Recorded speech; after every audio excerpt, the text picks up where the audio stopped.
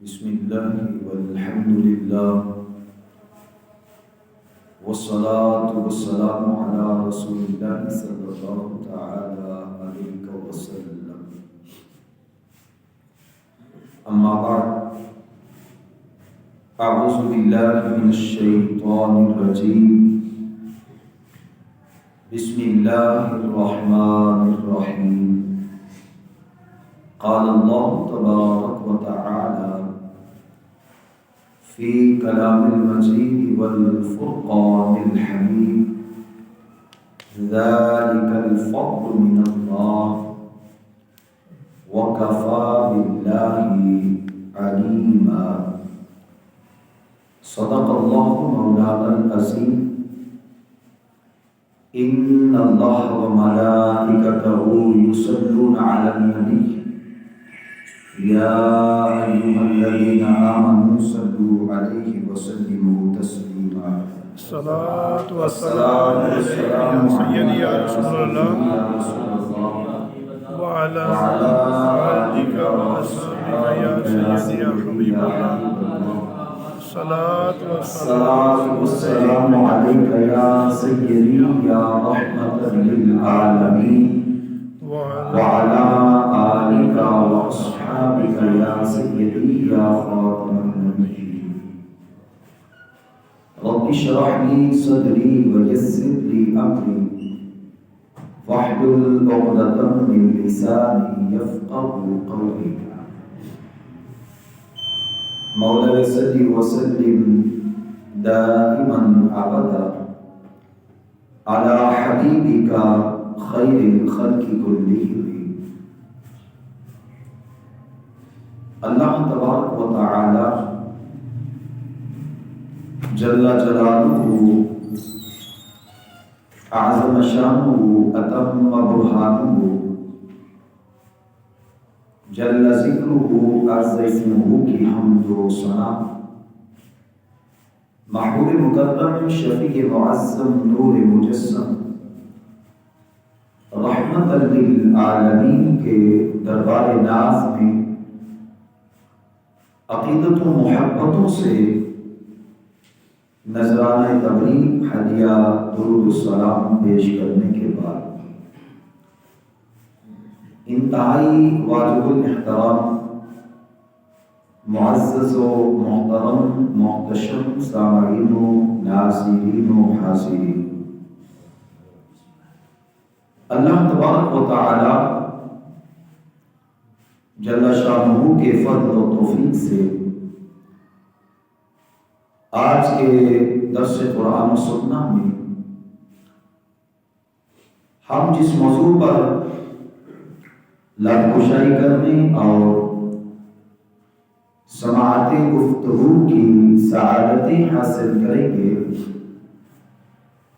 وہ موضوع ہے اوصاف سیدنا صدیق اکبر رضی اللہ تعالی عنہ۔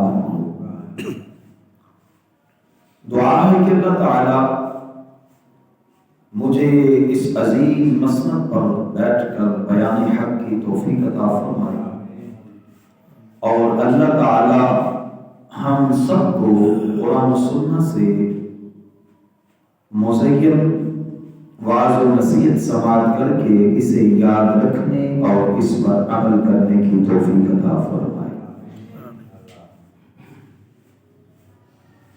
بلا تاخیر و تمہید اگر ہم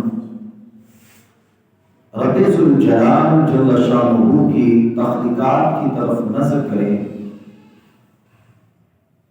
تو اللہ تبارک و تعالی جل شانہ نے اس کائنات کے اندر بے شمار مخلوقات کی تخلیق فرمائی ہے۔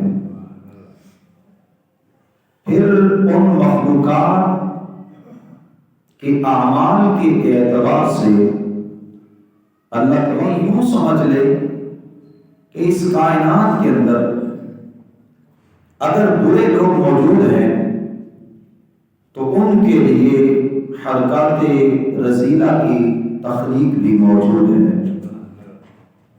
اور اگر اس کائنات کے اندر اچھے لوگ موجود ہیں تو ان لوگوں کے لیے رب ذوالجلال نے اوصاف حمیدہ کی بھی تخلیق فرمائی ہے۔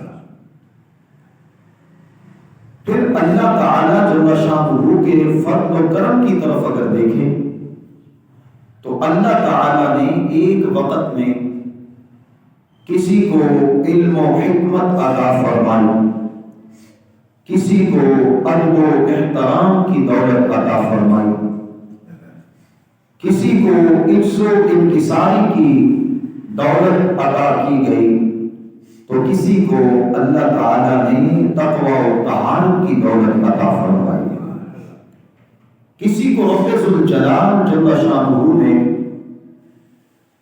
اوصاف حمیدہ میں سے حقوق اللہ اور حقوق العباد کی پاسداری کی توفیق عطا فرمائی، تو کسی کو اللہ نے اسلام کی محبت عطا فرمائی ہے، کسی کو عشق رسول کی دولت سے مالا مال کیا، کسی کو جہاد کی محبت عطا کی، کسی میں گریہ زاری کا عظیم وصف رکھا، اور کسی کو اللہ نے اپنے محبوبوں کا رازدار بنایا، کسی کو اللہ نے امین و صادق بنایا، کسی کو غیرت و حمیت کا پیکر بنایا، کسی کو اعلاء کلمات اللہ کے لیے کردار ادا کرنے کی توفیق عطا کی گئی، تو کسی کو خوف خداوندی کی دولت سے مالا مال کیا گیا، کسی کو عظیم مفسر بنایا گیا، کسی کو عظیم محدث بنایا گیا، کسی کو عظیم مفکر بنایا گیا، کسی کو عظیم مورخ بنایا گیا، کسی کو اللہ نے محبت خداوندی، محبت رسول، محبت اصحاب اور محبت اہل بیت و اولیاء نصیب فرمائی۔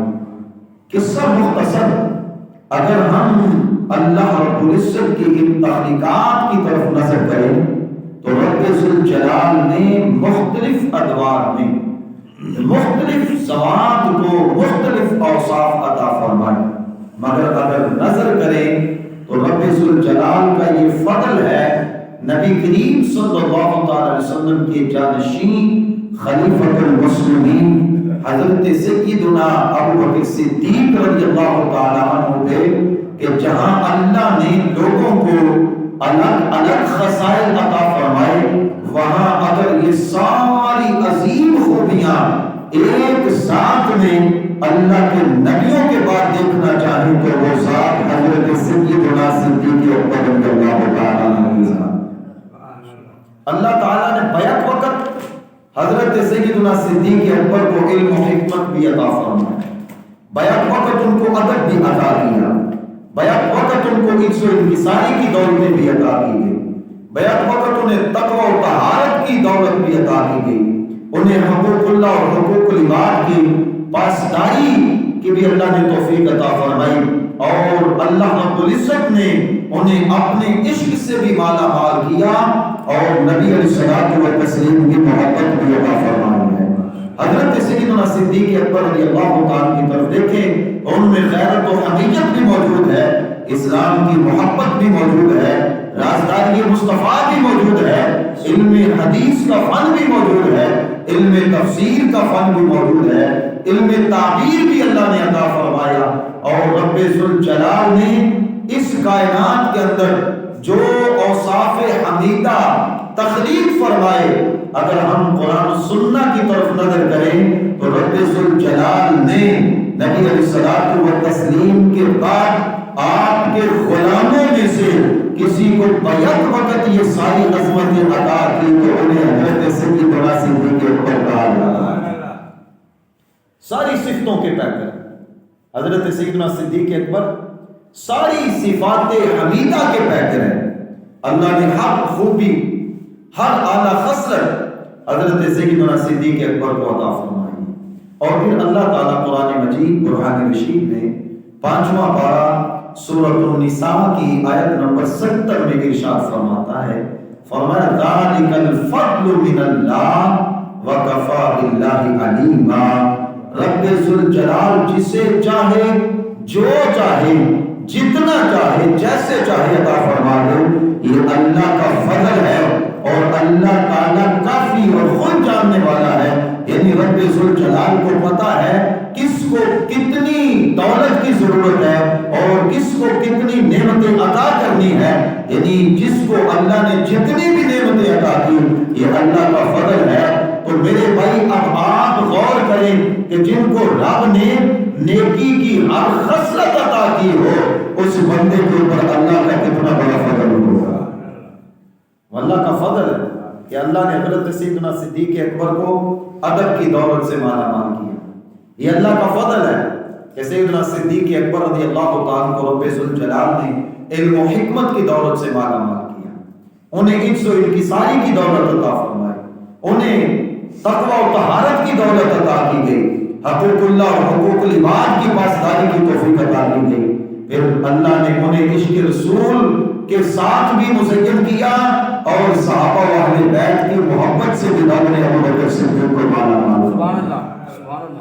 ان کی عظمت اور ان کی رفعت کی طرف اگر نظر کریں تو ہمارے نبی علیہ الصلوۃ والتسلیم کا یہ فرمان بالکل اس بات کی عکاسی کرتا نظر آئے گا جو کہ تاریخ مدینہ اور دمشق کے اندر موجود ہے، جلد نمبر 30 میں صفحہ نمبر 103 پر یہ بات موجود ہے۔ حضرت سیدنا سلیمان ابن یسار رضی اللہ تعالی عنہ آپ اس روایت کے راوی ہیں۔ آپ فرماتے ہیں کہ ایک دن نبی کریم صلی اللہ تعالی علیہ وسلم نے ارشاد فرمایا کہ رب ذوالجلال نے جب اچھی خصلتوں کی تخلیق فرمائی تو رب ذوالجلال نے خصائل حمیدہ و اوصاف حمیدہ میں سے 360 خوبیوں کو پیدا فرمایا۔ کتنی خوبیاں پیدا کی گئی؟ 360 اچھی خصلتیں، اچھی خوبیاں اللہ تبارک و تعالی جل شانہ نے پیدا فرمائی۔ پھر نبی کریم صلی اللہ علیہ وسلم نے آگے جو پیاری بات کی وہ کتنی پیاری ہے، فرمایا کہ جانتے ہو کہ رب ذوالجلال جب کسی کے ساتھ بھلائی کا ارادہ کرتا ہے، اللہ تبارک و تعالی جب کسی کو خیر عطا کرنا چاہتا ہے تو ان 360 نیکی کی خصلتوں میں سے اللہ تعالیٰ اپنے اس بندے کو جس سے رب بھلائی کا ارادہ کرتا ہے ایک خصلت عطا کر دیتا ہے، اور جس میں ایک خصلت ان 360 خصلتوں میں آ جائے رب ذوالجلال جل شانہ اس بندے کو اس ایک خصلت کے سبب جنت میں داخل کرتا ہے۔ سبحان اللہ، سبحان اللہ، سبحان اللہ۔ کتنی خصلتیں پیدا کی؟ 360 خصلتیں بھلائی کے اللہ نے پیدا کی۔ سبحان اللہ۔ پھر ان میں سے جب اللہ کسی بندے کے ساتھ بھلائی کا ارادہ کرتا ہے تو کتنی دیتا ہے؟ ایک عطا کرتا ہے، اور اگر ان 360 میں سے کسی بندے کو ایک مل جائے تو ہمارے نبی علیہ السلام فرماتے ہیں کہ اللہ تعالیٰ اس ایک خوبی کے توسل اس بندے کو جنت میں داخل کرتا ہے۔ سبحان اللہ، سبحان اللہ۔ اس ایک خوبی کے توسل جنت میں داخل کر دیتا ہے۔ اب جب سرکار دو جہاں صلی اللہ علیہ وسلم نے یہ جملہ بولا تو نبی کریم صلی اللہ علیہ وسلم کے غلام حضرت سیدنا ابو بکر صدیق کھڑے ہو گئے۔ حضرت ابو بکر صدیق کھڑے ہو گئے تو آپ نے پتہ کیا کہا؟ دست بستہ عرض کی، کہنے لگے یا رسول اللہ، اللہ تعالیٰ نے نیکی کی 360 خصلتیں پیدا کی ہیں، اور پھر اللہ جس سے بھلائی کا ارادہ کرتا ہے ان میں سے ایک خصلت اپنے بندوں میں سے کسی بندے کو عطا کر دے تو اس کے جنت میں جانے کے لیے وہ کافی ہے۔ تو اللہ کے محبوب بتائیں کہ ان 360 خصلتوں میں سے میرے رب نے مجھے بھی کوئی خصلت عطا فرمائی۔ سبحان اللہ، سبحان اللہ۔ کون کہتے ہیں؟ حضرت سیدنا صدیق اکبر رضی اللہ عنہ کہنے لگے اللہ کے محبوب کیا مجھے بھی ان میں سے کوئی خصلت ملی؟ یعنی مجھے بھی اللہ نے کوئی خصلت عطا کی ہے، یعنی وہ بھلائی کی جو 360 خصلتیں ہیں جن میں سے ایک کا مل جانا بھی انسان کے لیے خیر کی علامت ہے، تو کیا اللہ نے آپ کے غلام ابو بکر کو بھی ان میں سے کوئی خصلت عطا کی ہے؟ تو میرے محبوب علیہ الصلوۃ والتسلیم نے کتنا پیارا جملہ ارشاد فرمایا، فرمایا ابو بکر تمہیں مبارک ہو، اللہ نے تمہارے اندر ایک نہیں بلکہ بھلائی کی وہ جو 360 خصلتیں پیدا کی ہے ساری کی ساری اگر اللہ نے میرے غلاموں میں سے کسی کے اندر رکھی ہوئی ہے تو اسے ابو بکر صدیق ہے۔ سبحان اللہ، سبحان اللہ، سبحان اللہ. وہ آپ میں ساری موجود ہے. اور بریلی کے امام اعلیٰ حضرت عظیم البرکت فتاوی رضویہ شریف کے اندر جلد نمبر 11 پہ صفحہ 326 پر اس بات کو لکھتے ہیں. آپ فرماتے ہیں کہ پوری کائنات کے اندر نبی علیہ الصلوۃ والتسلیم جیسا پیر کوئی نہیں. پوری کائنات میں سرکار جیسا پیر کوئی نہیں ہے. اور پھر فرمایا جانتے ہو کہ ساری کائنات میں سب سے افضل مرید کون ہے؟ بریلی کے امام کہتے ہیں مصطفیٰ جیسا ساری کائنات میں پیر کوئی نہیں. اور ابو بکر صدیق جیسا ساری کائنات میں مرید کوئی نہیں. سبحان اللہ سبحان اللہ سبحان اللہ. یعنی سب سے اعلیٰ پیر نبی علیہ السلام کی ذات ہے اور سب سے اعلیٰ مرید حضرت ابو بکر صدیق کی ذات ہے. اسی لیے علامہ اقبال نے کہا تھا عقل ہے تیری سطر عشق ہے شمشیر تیری. عقل ہے تیری سپر عشق ہے شمشیر تیری. میرے درویش خلافت ہے جہانگیر تیری.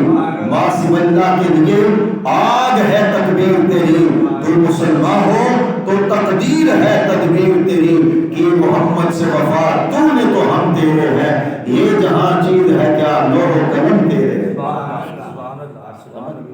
علامہ اقبال رحمۃ اللہ تعالیٰ علیہ نے یہاں بڑی پیاری بات کر دی. آپ نے فرمایا کہ جب تم نبی علیہ السلام کا پکا ہو جائے, تیرا تن من دھن مصطفیٰ کا ہو جائے, تو پھر کائنات کی ہر چیز تیری ہے, تیری تابعدار ہو جائے گی. تو حضرت ابو بکر صدیق رضی اللہ تعالیٰ عنہ آپ کی ہستی وہ ہستی ہے جن کے بارے میں میرے اور آپ کے کریم آقا صلی اللہ علیہ وسلم نے فرمایا کہ اللہ نے 360 بلائی کی خصلتیں پیدا کی ہیں, اور جس کو اللہ نے جنت دینی ہو ان میں سے ایک خصلت عطا کر دے تو اس کے جنت میں جانے کے لیے کافی ہے. تو حضرت ابو بکر صدیق نے کہا یا رسول اللہ بتائیں کیا ابو بکر صدیق کو بھی ان خصلتوں میں سے کوئی خصلت ملی ہے؟ تو میرے مصطفیٰ نے فرمایا ابو بکر تیرے لیے مبارک ہو, میرے رب نے 360 کی 60 تجھے عطا فرمائی. سبحان اللہ. وہ 360 کی 360 خصلتیں اللہ نے تمہیں عطا فرمائی. اب کتنی عظمت ہے حضرت ابو بکر صدیق رضی اللہ تعالیٰ عنہ کی, اور کتنی شان ہے سیدنا صدیق اکبر رضی اللہ تعالیٰ عنہ کی کہ میرے پیارے آقا صلی اللہ تعالیٰ علیہ وسلم کے اس فرمان پر اگر آپ نظر کریں تو یہ بات بھی آپ کے لیے بالکل روز روشن کی طرح آیا ہے کہ کائنات کے اندر نبی علیہ السلام جیسا انبیاء میں کوئی نہیں, اور اگر صحابہ میں دیکھا جائے تو ابو بکر صدیق جیسا کوئی نہیں.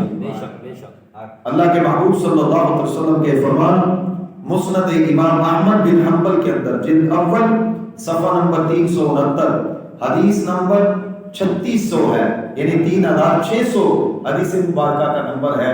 اور یہ حدیث کے راوی ہیں حضرت عبداللہ ابن مسعود رضی اللہ تعالی. اس کے راوی کون ہیں؟ حضرت عبداللہ ابن مسعود رضی اللہ تعالی اس روایت کو بیان کرتے ہیں ان عبداللہ ابن مسعود قال ان اللہ نظر فی قلوب العباد فوجد قلب محمد صلی اللہ تعالی علیہ وسلم خیر قلوب العباد. فرمایا کہ اللہ تبارک و تعالی جل شانہ نے بے شک نظر فرمائی اپنے بندوں کے دلوں پر.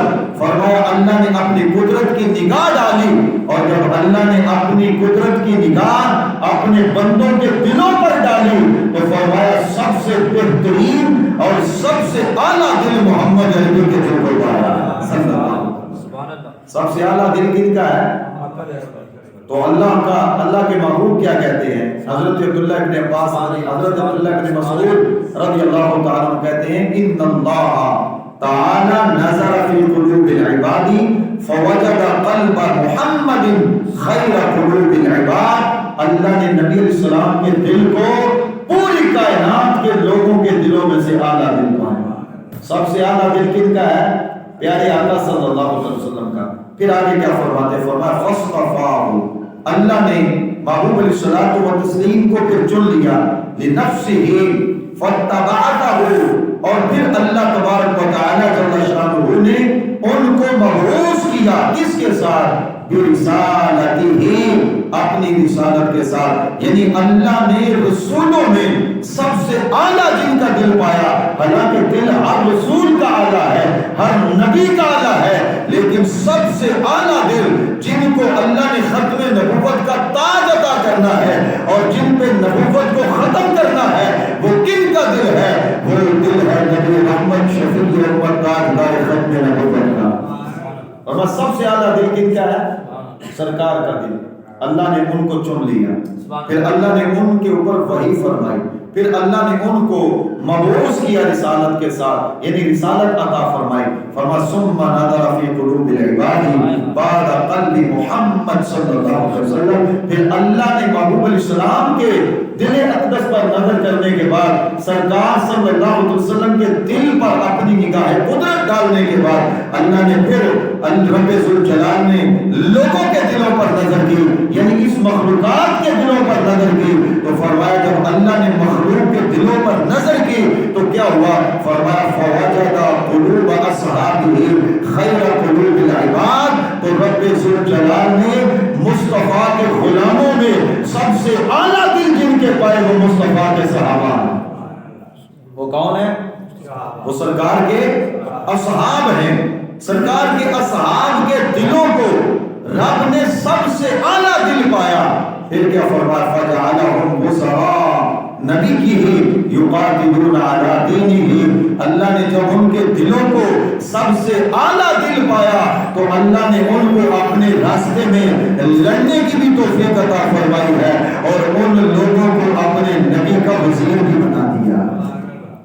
صحابہ کرام کو سرکار کا اللہ نے وزیر بنا دیا۔ کس لیے؟ اس لیے کہ کائنات میں، مخلوق میں اور امت میں، رسول اللہ صلی اللہ علیہ وسلم کی امت میں سب سے بہترین دل کن کے ہیں؟ صحابہ کرام کے۔ کن کے دل ہیں؟ صحابہ کرام علیہ رضوان کے۔ اور پھر صحابہ کرام میں سب سے مقرب دل اور سب سے اعلیٰ دل کن کا ہے؟ اگر ہم نظر کریں تو وہ کوئی اور نہیں، انہیں ابو بکر صدیق کہا جاتا ہے۔ صحابہ کرام میں جن کا دل سب سے زیادہ منور ہے، جن کا دل سب سے زیادہ چمکدار ہے، جن کے دل پر اللہ کے بھی سب سے زیادہ انوار ہے، رسول اللہ کے بھی سب سے زیادہ انوار ہے، وہ کن کا دل ہے؟ وہ دل حضرت سیدنا صدیق اکبر کا دل ہے۔ اور اس پر میں حدیث پیش کروں گا۔ حضرت سعید ابن المسیب رضی اللہ تعالی عنہ اس روایت کے راوی اور مستدرک للحاکم کے اندر امام حاکم نے جلد نمبر 3 صفحہ نمبر 66 پہ حدیث نمبر 4408 اس کو نقل فرمایا۔ حدیث نمبر 4408 المستدرک للحاکم میں امام حاکم نے اس بات کو بیان کیا۔ حضرت سعید ابن المسیب رضی اللہ تعالی عنہ آپ اس روایت کے راوی ہیں۔ آپ فرماتے کان ابو بکر صدیق رضی اللہ تعالی عنہ من النبی صلی اللہ تعالی علیہ وآلہ وسلم، فرمایا کہ میرے دوستو سنو، حضرت ابو بکر صدیق رضی اللہ تعالی عنہ آپ کی یہ شان ہے کہ رب ذوالجلال نے آپ کو نبی علیہ السلام کا سب سے زیادہ مقرب بنایا۔ مخلوق میں سب سے زیادہ مقرب کون ہے؟ سیدنا صدیق اکبر رضی اللہ عنہ۔ کس لیے؟ فرمایا مکان الوزیر، کہ رب ذوالجلال نے ان کو نبی علیہ السلام کی وزارت کی جگہ عطا کی۔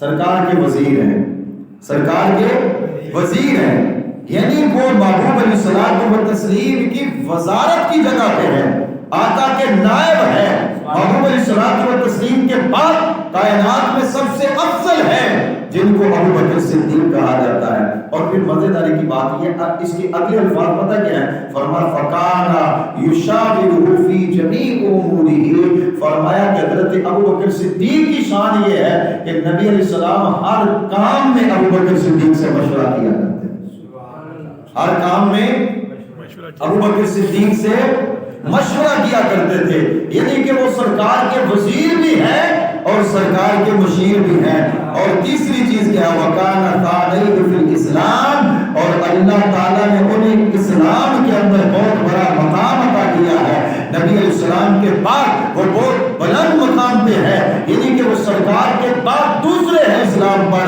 وَكَانَ ثَانِيهُ فِي الْغَارِ، اور نبی علیہ الصلوۃ والتسلیم کے ساتھ وہ غار میں بھی دوسرے ہیں، یعنی غار میں بھی سرکار۔ وَكَانَ ثَانِيهُ فِي الْعَرِيشِ يَوْمِ بَدْرٍ، اور بدر کے دن محبوب علیہ السلام کے لیے جو چھپر لگایا گیا تھا اس کے ساتھ جو چھپر تھا وہ حضرت سیدنا صدیق اکبر کا تھا. فرمایا کہ حضرت ابوبکر صدیق کی شان کیا ہے, ابوبکر صدیق کے اوصاف کیا ہے, حضرت ابوبکر صدیق کی عظیم خصلتیں کیا ہے. فرمایا اگر ان کی طرف نظر کرو تو اس بات سے بخوبی سمجھ لو کہ حضرت سیدنا صدیق اکبر مصطفیٰ کے وزیر بھی ہے, مصطفیٰ کے مشیر بھی ہے, مصطفیٰ کے غار کے ساتھی بھی ہے اور مصطفیٰ کے جہاد کے ساتھی بھی, مصطفیٰ کے جہاد کے ساتھی بھی. اور آگے پتہ کیا فرمایا, وَكَانَ ثَانِيهِ فِي الْقَبْرِ وَلَمْ يَكُنْ رَسُولُ اللَّهِ صَلَّى اللَّهُ عَلَيْهِ وسلم يُقَدِّمُ عَلَيْهِ أَحَدٍ. فرمایا کہ حضرت ابوبکر صدیق صرف دنیا میں سرکار کے ساتھی نہیں تھے بلکہ اللہ نے ابوبکر صدیق کو مصطفیٰ کا قبر کا بھی ساتھی بنایا, قبر کے بھی ساتھی ہیں. اور اگلی جو بات ہے وہ بڑی پیاری ہے, فرمایا وَلَمْ يَكُنْ رسول اللہ صلی اللہ علیہ وسلم یقدم علیہ احدا. محبوب علیہ السلام نے اپنی حیات طیبہ کے اندر کسی ایک بندے کو بھی ابوبکر صدیق کے اوپر ترجیح نہیں عطا فرمایا, یعنی سب پر حضرت ابوبکر صدیق کو مقدم رکھا ہے. تو اس سے پتا چلا کہ جو نبی کا مشیر ہے ظاہر بات ہے اس کی خوبیاں اعلیٰ ہیں, اس کی خصلتیں اعلیٰ ہیں. جو نبی کا وزیر ہے صلی اللہ علیہ وسلم رضی اللہ عنہ اس کی خصلتیں اعلیٰ ہیں. جو نبی علیہ السلام کے ساتھ غار میں ہے, جو نبی علیہ السلام و تسلیم کے ساتھ میدان جہاد میں ہے, جو نبی علیہ السلام کے ساتھ مسجد میں ہے, جو نبی علیہ السلام کے ساتھ میدان میں ہے, بلکہ یہاں تک ایک حدیث میں یہ بات بھی موجود ہے کہ قیامت کے دن جب قبریں کھلے گی تو سب سے پہلے مصطفیٰ کی قبر کھلے گی اور نبی علیہ السلام کے بعد جن کی سب سے پہلے قبر کھلنی ہے انہیں ابوبکر صدیق کہا جاتا ہے.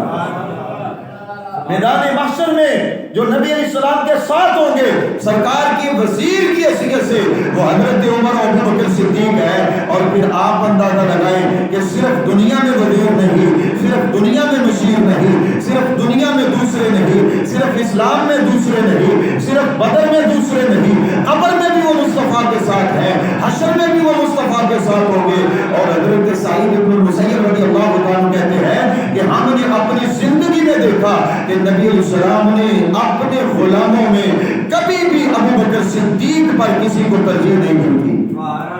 یعنی سب سے زیادہ ترجیح کن کو دی ہے؟ سارے بولو نا, کن کو ترجیح دی ہے؟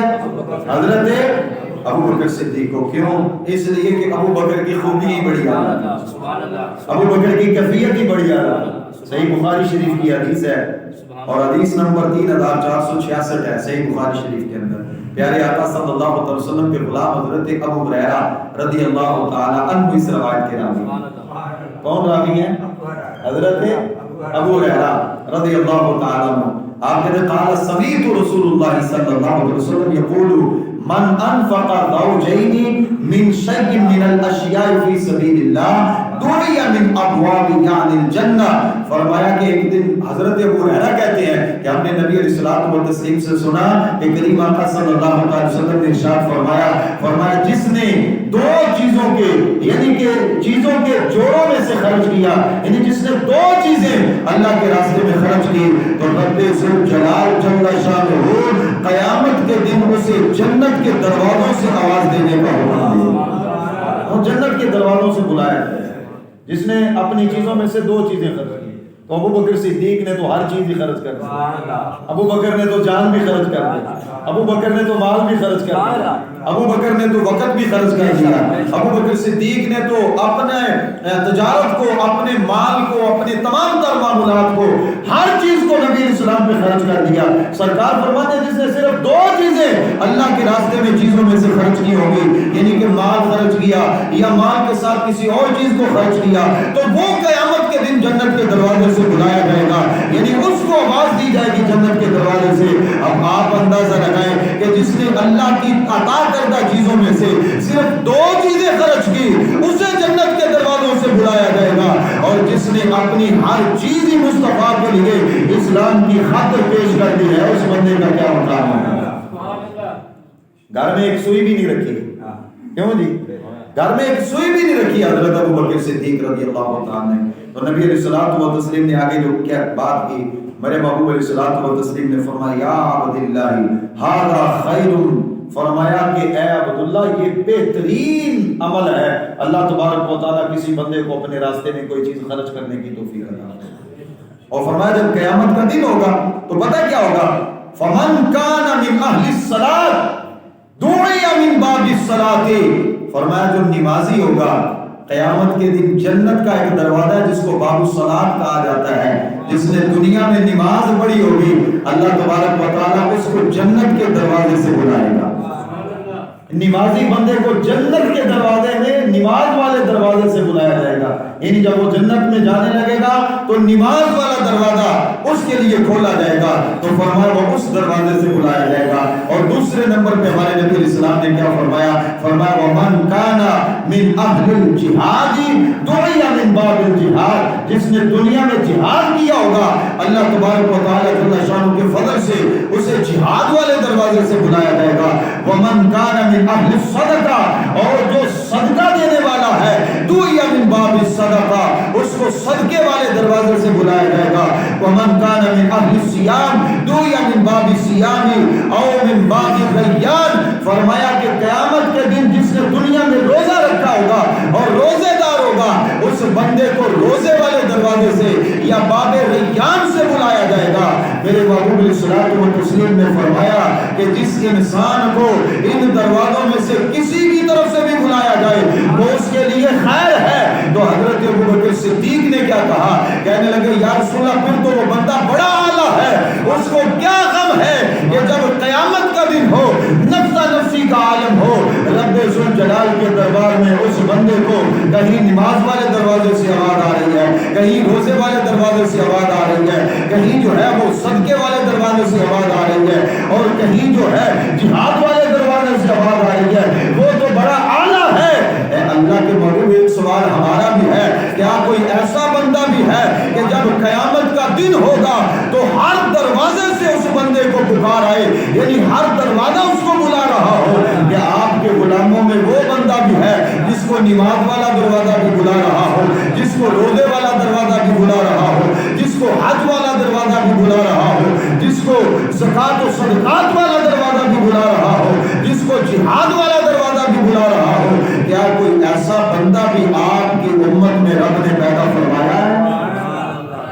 انہوں نے کہا سبحان اللہ، سبحان اللہ۔ حضرت سیدنا ایک روزے والے دروازے سے، ایک حج والے دروازے سے، ایک زکوٰۃ والے دروازے سے، ایک نماز والے دروازے سے، ایک جہاد والے دروازے سے، ایک صدقے والے دروازے سے، تو یہ مختلف دروازوں سے قیامت کے دن بندوں کو بلایا جائے گا۔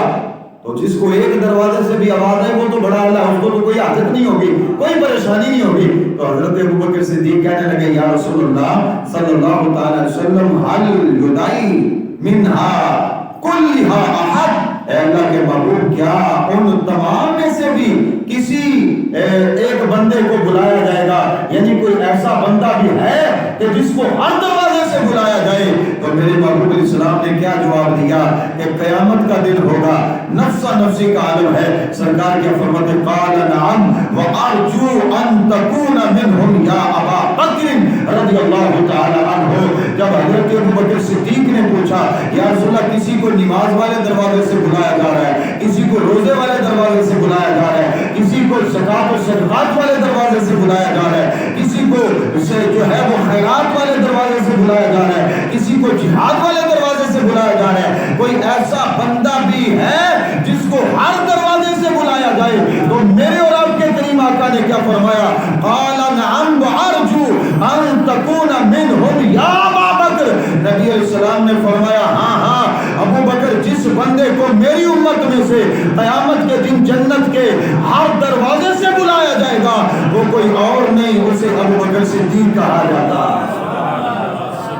انہیں کیا کہا جاتا ہے؟ حضرت ابو بکر صدیق۔ کیوں؟ اس لیے کہ ابو بکر تیری ہستی وہ ہستی ہے جس میں اللہ نے ہر نیک صفت پیدا فرمائی، ہر خصلت تیرے اندر موجود ہے، ہر خوبی تیرے اندر موجود ہے، ہر وصف حمید تیرے اندر پایا جاتا ہے۔ اللہ نے تجھے پیکر اوصاف حمیدہ بنایا ہے۔ پیکر اوصاف حمیدہ تھے، اسی لیے تو جو بھی کوئی نیک کام ہوتا تھا اس کو کر گزرتے تھے، چھوڑتے نہیں تھے۔ صحیح مسلم شریف کو اٹھا کے دیکھ لیں، کتاب الزکات کے اندر جلد نمبر 2 صفحہ نمبر 713 پہ یہ حدیث مبارکہ حدیث نمبر 1028 ہے۔ آقا کریم صلی اللہ علیہ وسلم کا یہ فرمان بھی حضرت ابو ہریرہ رضی اللہ عنہ سے مروی ہے۔ حضرت ابو ہریرہ رضی اللہ تعالیٰ عنہ فرماتے ہیں ایک دن نبی علیہ الصلوۃ والتسلیم نے چند سوال کیے غلاموں سے، اور وہ سوال بڑے پیارے تھے۔ کریم آقا صلی اللہ علیہ وسلم نے فرمایا من اصبح منکم اليوم صائما، فرمایا میرے غلاموں بتاؤ آج تم میں سے کس نے روزہ رکھا ہوا؟ کون سا بندہ ہے جو روزے کے ساتھ ہمارے دربار میں پہنچا ہے اور آج ہمارے دربار میں وہ روزے کی حالت میں موجود ہے؟ کون ہے جو روزے دار ہے؟ تو فرمایا سارے غلام بیٹھے ہوئے تھے کہ ایک غلام کھڑے ہوئے، وہ کون تھے؟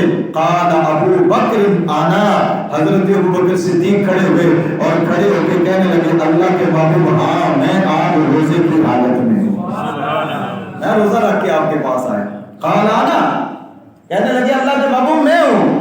سرکار نے دوسرا سوال کیا اور وہ دوسرا سوال بھی کتنا پیارا تھا، فرمایا فمن تبع منکم اليوم جنازۃ، فرمایا آج تم میں سے جنازہ کس نے پڑھا ہے؟ بتاؤ آج تم میں سے جنازہ پڑھ کے کون آیا ہے؟ حضرت سیدنا صدیق اکبر رضی اللہ عنہ پھر کھڑے ہوئے، کہنے لگے قال انا یا رسول اللہ، اے اللہ کے محبوب میں جنازہ بھی پڑھ کے آیا۔ جب پوچھا کہ تم میں سے آج صبح روزے کے ساتھ کس نے کی تو جواب کس نے دیا؟ حضرت ابو بکر صدیق نے۔ اور جب نبی علیہ السلام نے پوچھا کہ تم میں سے آج جنازہ کس نے پڑھا ہے تو جواب کس نے دیا؟ حضرت ابو بکر صدیق۔ حضرت ابو بکر صدیق کھڑے ہوئے، یا رسول اللہ میں نے آج جو ہے وہ جنازے کی تباہ کی ہے۔ نبی علیہ السلام نے تیسرا سوال کیا، فرمایا فمن اطعم منکم اليوم مسکینا، میرے غلاموں یہ بتاؤ کہ آج تم میں سے کسی مسکین کو کھانا کس نے کھلایا؟ سبحان اللہ، کسی مسکین کو کھانا کس نے کھلایا یہ بتاؤ۔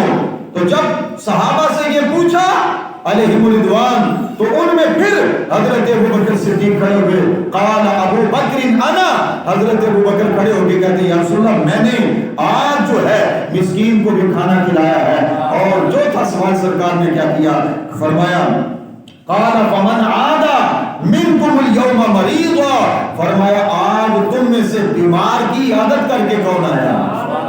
کون ہے جو بیمار کی عادت کر کے آیا ہے؟ جب نبی علیہ السلام نے یہ سوال کیا تو پھر حضرت ابو بکر صدیق کھڑے ہوئے اور کھڑے ہو کے کہنے لگے یا رسول اللہ میں آج جو ہے وہ بیمار کی عادت بھی کر کے آیا ہوں۔ اب آپ اندازہ لگائیں جب ہمارے نبی علیہ السلام نے سوال کیا، فرمایا تم میں سے روزے دار کون ہے تو کھڑے ابو بکر صدیق ہوتے ہیں۔ جب سرکار نے پوچھا کہ تم میں سے آج جنازہ کس نے پڑھا ہے تو کھڑے ابو بکر صدیق ہوتے ہیں۔ جب ہمارے نبی علیہ السلام نے پوچھا کہ آج تم میں سے مسکین کو کس نے کھانا کھلایا ہے تو کھڑے حضرت ابو بکر صدیق ہوتے ہیں۔ اور جب نبی علیہ السلام نے پوچھا کہ آج تم میں سے کسی بیمار کی عادت کس نے کی ہے تو کھڑے حضرت ابو بکر صدیق ہوتے ہیں۔ جب آپ چاروں سوالوں پہ کھڑے ہوئے تو میرے محبوب علیہ السلام نے کیا فرمایا، فقال رسول اللہ صلی اللہ علیہ وسلم مجتمعنا فی امرئ الا دخل الجنہ، فرمایا میں نے ویسے ہی نہیں پوچھا بلکہ اللہ رب العزت کی طرف سے یہ پیغام آیا ہے کہ جس بندے میں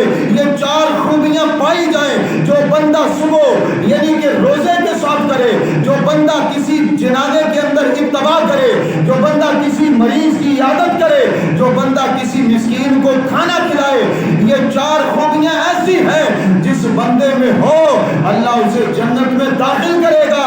ابو بکر تجھے مبارک ہو، رب نے ان چار خوبیوں کی وجہ سے تجھے جنتی بنا دیا۔ سبحان اللہ۔